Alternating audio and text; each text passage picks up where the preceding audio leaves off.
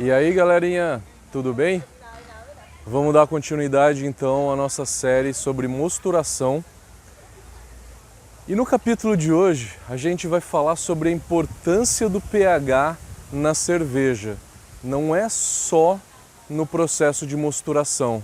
No processo de mosturação é onde que as pessoas mais pensam no pH, mas a gente vai falar do porquê que a gente faz a correção, qual que é o pH ideal, quando corrigir e em que momento que esse pH interfere tanto no sabor da cerveja quanto no processo produtivo todo. Fiquem atentos nesse vídeo.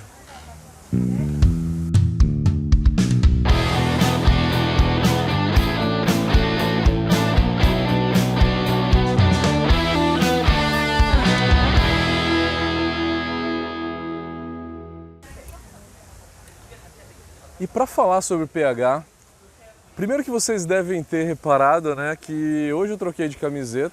O cenário é o mesmo, praia de Boracay, tá? Praia de Boracay nas Filipinas, com essas palmeiras aqui no fundo e mais esse bonito visual aqui no fundo, tá super bacana fazer esses vídeos para vocês. Vamos ver se a gente termina hoje de gravar a série de mosturação. A ideia é falar do pH. Vamos primeiro falar da importância do pH na mostura, tá?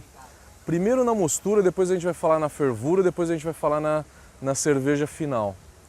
Vocês devem ter assistido todos os outros vídeos, especialmente o vídeo anterior, e vocês viram que eu recomendei as rampas de temperatura, mas eu não falei do pH. Eu deixei para falar nesse vídeo, tá? Então nesse vídeo a gente vai falar do pH de uma forma geral na cerveja, como ele é importante, tá? E vamos começar pela mosturação.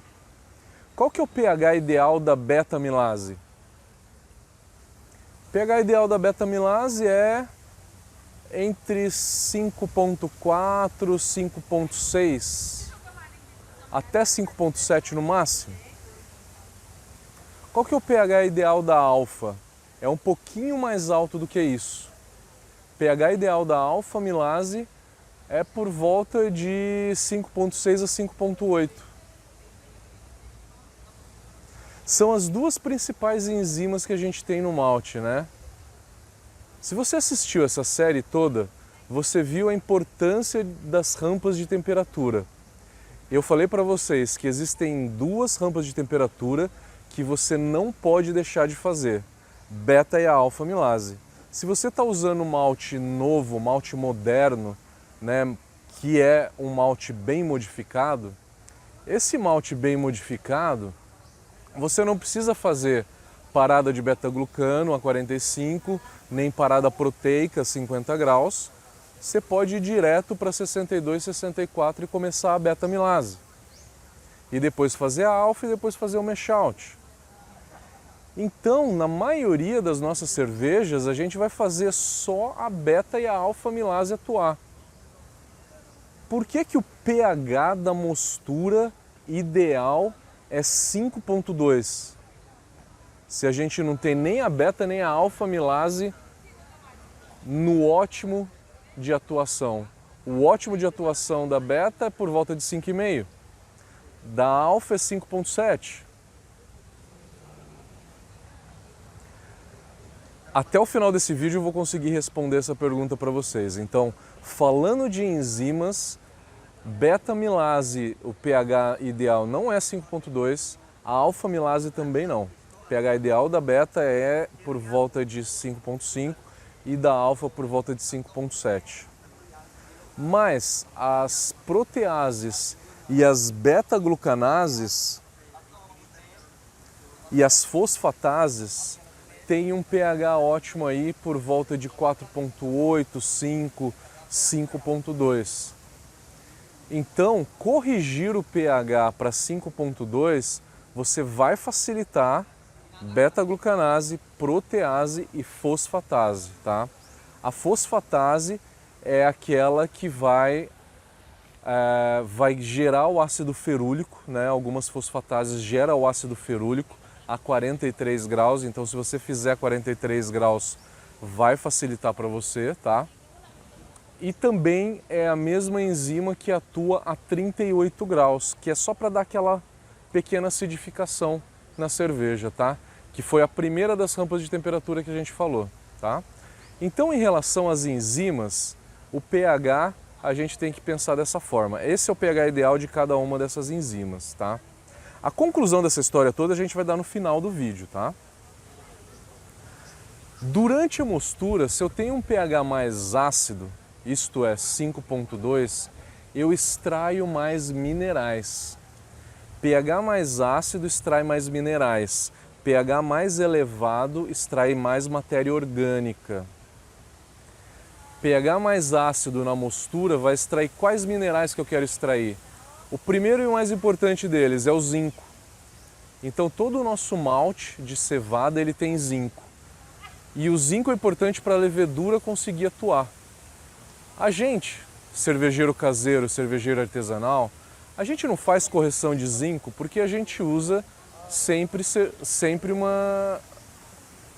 A gente só faz cerveja puro malte, né? A gente não usa adjunto. A indústria grande já usa adjunto, então usa zinco. O segundo mineral que a gente quer extrair é o magnésio, tá? É um íon que poucas pessoas falam sobre isso, mas o malte tem magnésio. Tem por volta de 3 ppm de magnésio. Então eu deixar a mostura um pouquinho mais ácida vai facilitar a extração de zinco e de magnésio. Vamos falar um pouco da água de lavagem, já que eu falei que pH mais ácido, pH mais baixo, mais ácido, extrai mais minerais, pH mais alto, extrai mais matéria orgânica. Se o pH da tua mostura ou da tua água de lavagem for acima de 5,7, 5,8, é um pH onde que eu consigo solubilizar mais taninos. Tanino é o que dá a sensação de boca seca, né? Então, se a tua mostura, você não fez correção de pH nenhuma, a tua água é alcalina, você está usando só malte base tem um pH mais alto. Quanto mais escuro for o malte, mais ácido, menor o pH desse malte. Então você está fazendo uma cerveja super clara, está usando uma água que tem um pH alto, a tua mostura provavelmente vai ficar entre 5,8 e 5,9 ou às vezes até 6 de pH. Você vai com isso extrair mais tanino na tua mostura, tá? Então o pH da mostura ele não pode ser mais do que 5,7, 5,8 por conta da extração de taninos. A mesma coisa para a água de lavagem, a resposta é a mesma. Então, na hora de fazer a correção da água de lavagem, eu faço por volta de 5,4, 5,5, tá? Tem que ser sempre abaixo de 5,7 para evitar a extração de tanino, tá? Falando então, eu tô com a minha apresentação aqui na mão para não esquecer de nada para falar para vocês. Falando da fervura, qual que seria o pH ideal da fervura? O pH ideal da fervura seria 4,9. O que acontece se eu setar o pH da fervura para 4,9? Depois de fermentada, essa cerveja vai ter um pH de 4, por volta de 4. Se a cerveja final tiver um pH de por volta de 4,0, ela vai dar uma leve acidez que não é legal para uma cerveja Pilsen, para uma cerveja comercial. O pH mínimo para essa cerveja comercial seria de 5,2. Você pode comprar qualquer cerveja comercial, está sempre entre 5,2, 5,3, 4,2, 4,3 e 4,4. O pH da cerveja final, tá? Então, o range ideal para a tua cerveja ter um frescor maior é entre 4,2 e 4,4, se for uma lager, tá? Porque essa leve acidez dá frescor na cerveja. Conforme o pH da cerveja final for aumentando, ela perde frescor e começa a realçar mais o malte. Uma cerveja inglesa ou uma belga pode ter um pH final de 4,6 a 4,8 no máximo, tá? não acho ideal que esse pH da cerveja seja mais do que 4,8. Voltando, pH ideal da fervura seria 4,9. Mas se a gente corrigir o pH da fervura para 4,9, o que vai acontecer? A minha cerveja vai ficar ácida, quase azeda, né? Depois de fermentada, porque durante a fermentação o pH cai. E por que o pH da fervura tem que ser por volta de 4,9? Porque quanto mais baixo o pH, maior a coagulação proteica e de polifenóis durante a fervura. Coagulando mais proteína e polifenol, eu consigo limpar, reduzir a turbidez do meu mosto, tá? Então, pH baixo da fervura, uma das vantagens é essa. E lógico que toda fervura a gente tem um calor muito alto, a gente tem caramelização.